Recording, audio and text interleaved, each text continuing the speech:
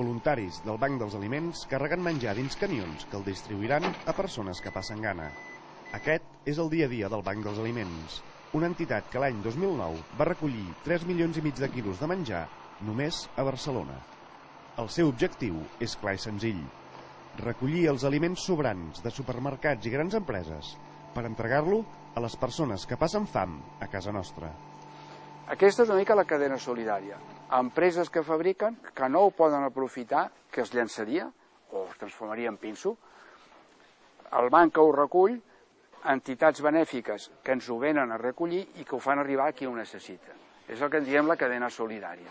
I aquesta és l'estructura del banc inicial. Sempre són aliments que no es poden aprofitar però que són comestibles. En plena crisi econòmica, el Banc dels Aliments ha vist com les demandes li han crescut un espectacular 52% durant el darrer any. Cada vegada hi ha més catalans que no poden pagar-se els aliments. I no estem parlant de pobres de carrer, ni de gent sense sostre. Estem parlant dels nous pobres. Aquest nou perfil de persones que van a buscar aliments prové en la gran majoria de l'atur. Perquè quan aquestes famílies no arriben a final de mes, esclar, no poden anar a buscar algú que els digui pagui'm la vivenda. D'on poden estalviar els 200 o 300 euros de menjar que es poden estalviar, els dediquen a les altres necessitats. Per això els bancs d'aliments potser és de les entitats o les entitats beneficiàries, al donar aliments és potser els que més noten, i persones, això es diu bastant ara, però és ben cert que mai haurien pensat trobar-se en aquesta situació. El Banc dels Aliments no treballa per combatre la fam al tercer món, sinó que s'ocupa de la fam que hi ha a casa nostra. L'eslògan que fan servir és clar: qui té fam ara. A vegades pateixes de veure la gent fent cues a buscar el menjar. Esclar, això, els que som una mica grans, ens recorda èpoques que pensaven que no existien.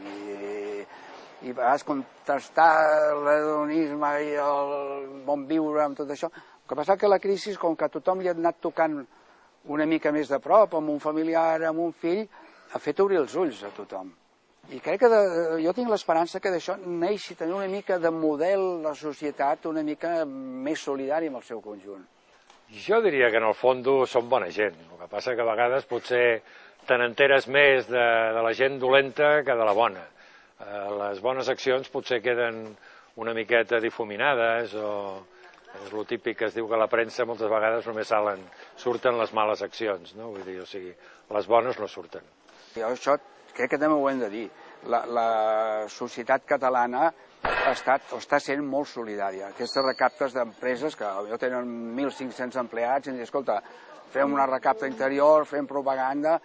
Les empreses fabricants que també, alguna diu, escolta, us enviem un camió de caldo. El Banc dels Aliments és una fundació laica, apolítica i formada bàsicament per voluntaris. A Barcelona hi treballen unes 90 persones, la majoria jubilats, com el president del banc, un exempresari convertit en voluntari. Jo crec que és tornar a la societat allò que ha rebut. A molts de nosaltres la vida ens ha anat bé i crec que hem de tornar també una mica el que hem rebut. Jo vaig conèixer el Banc dels Aliments per un anunci de premsa, llegint la premsa un dia, uns anys abans de jubilar-me, i vaig veure el Banc dels Aliments i em va semblar, ho vaig retallar-ho i em va semblar una cosa positiva. Mira, els aliments dins de les necessitats de les persones és la primera necessitat de la persona, l'alimentació. I per tant vaig pensar, escolta, perfecte. I saps que després aquests aliments serveixen per a altres persones i et sents una miqueta satisfet de la teva col·laboració amb aquest afer.